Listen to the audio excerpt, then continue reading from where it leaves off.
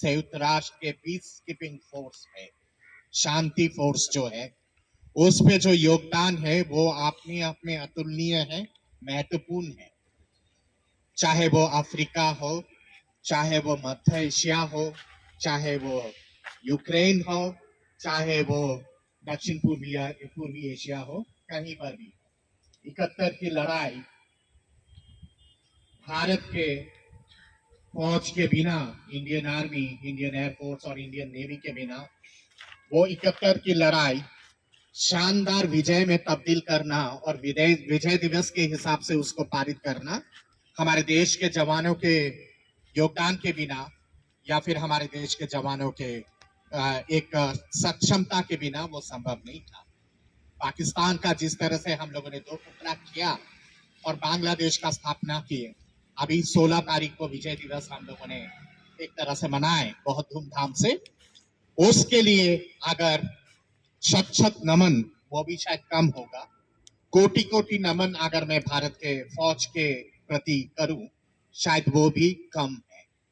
आप सबका योगदान, हमारे देश के लगभग 30,000 जवान जो शहीद हुए थे बांग्लादेश के इस लड़ाई के लिए, वो अपने आप में सुनहरा अक्षर में लिखा गया है और सुनहरा अक्षर में हमेशा रहेगा। और मैं समझता हूँ कि मेरे बच्चे, आप सब इस देश के भविष्य। मुझे यहाँ पे साक्षात नेताजी सुभाष चंद्र बोस, सरदार वल्लभ भाई पटेल, खुदीराम बोस, शहीद भगत सिंह या फिर गांधी जी की परछाई मुझे यहाँ दिखाई दे रही है। और इस साइड पे मुझे साक्षात रानी दुर्गावती, रानी पद्मावती, रानी लक्ष्मीबाई, सरोजिनी नायडू की परछाई मुझे दिखाई दे रही है।